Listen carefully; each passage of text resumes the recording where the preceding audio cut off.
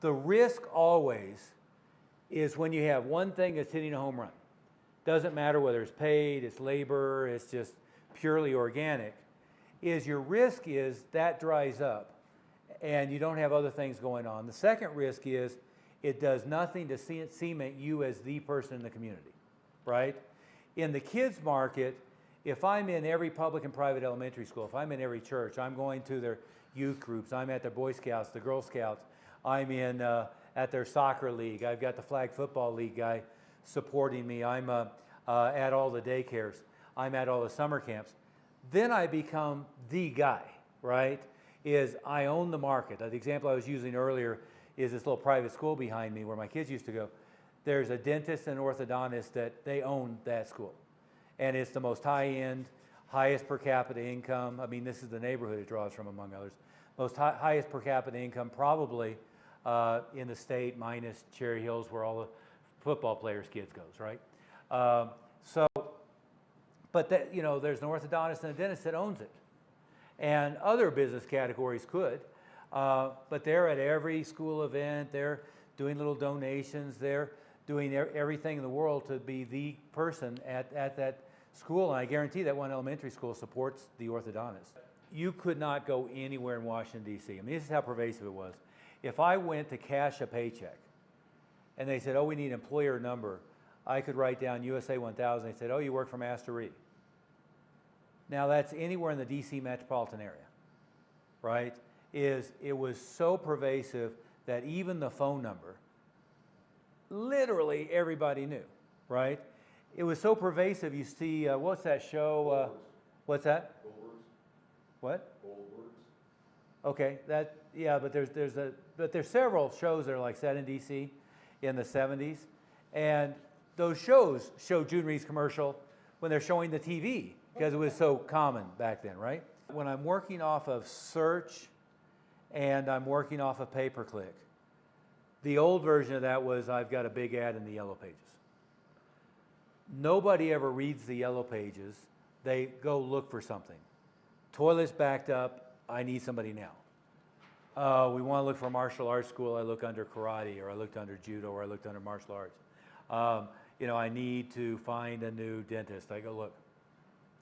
But nobody ever sees it unless they've already had the idea independently to go look.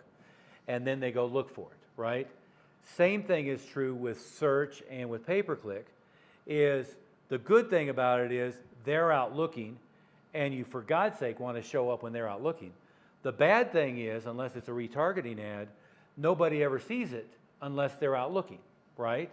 So what you want is you want all of these other things surrounding it that, and I hate to use the word branding because we always want to be buying direct response, but I want it to be where in a tight community, they think of you, they think of nobody else, right? I was walking retail space one time. We were looking at doing a spot, sort of where the Thornton School is now. But I walked into the center and what we would always do is any of the ones we were looking at, we'd walk in, talk to all the tenants, you know, talk to them about how it was going there, what they thought of the landlord and what the traffic was and everything else. And I remember I walked in, talked to 2 or 3 tenants, and you know, I started asking them questions. They said, well, what are you looking at doing? I said, well, we're looking at putting a karate school in. And 3 of them said, well, I know Mile High Karate is real successful. I bet you could be too. What schools are going to be? That's Mile High Karate, right? The times we took our staff to Syracuse, there was LaValle and there was nobody else. That's literally how pervasive it was.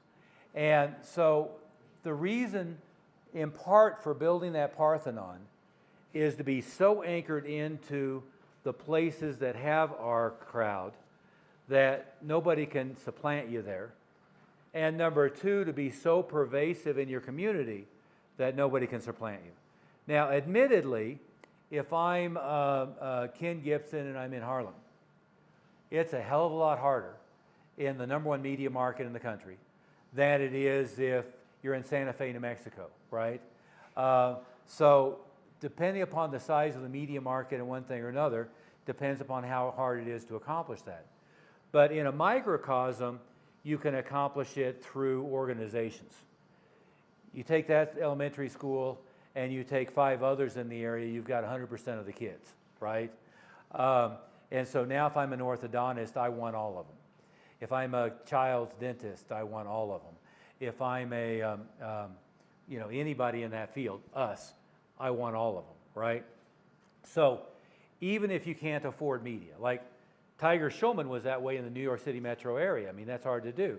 But I mean, he was buying the Howard Stern show in New York City, and he was buying, daily ABC, CBS, NBC news, but that was 29 locations that were doing 50, 60,000 a month, so they had the budget to do it.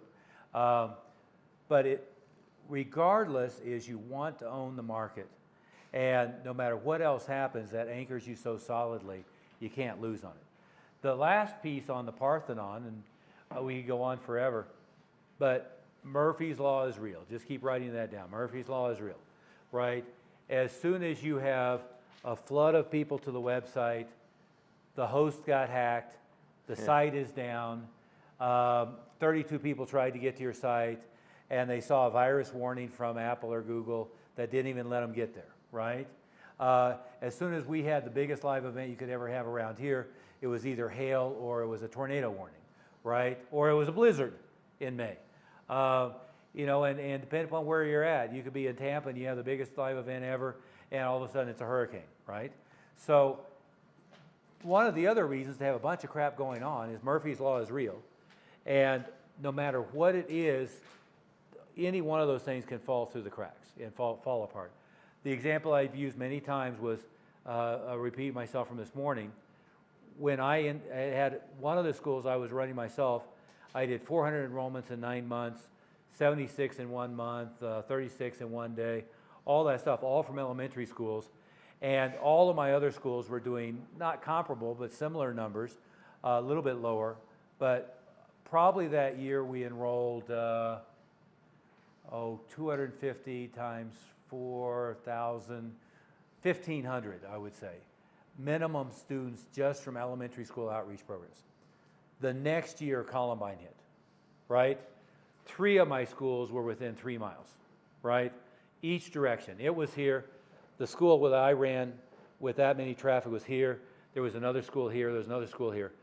All of the schools for 12 months shut down for doing anything. That whole thing went dead, right? Now, if you didn't have a bunch of other stuff going on, you're dead in the water, right? And I've had the similar experience with, I used to run, every time we ran an infomercial, we'd get 100 calls. Well, infomercials don't work particularly well anymore. Not completely dead, but not particularly well. Because why? Everybody does streaming and, has the DVR for whatever shows they want if it's not streaming. And, channel surfing just doesn't really happen anymore.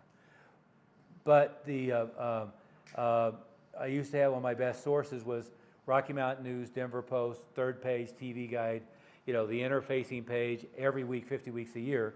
And guess what? Number one of the papers is dead. The other paper is a shadow of itself, and neither one have a Sunday TV Guide anymore, right? So that's dead.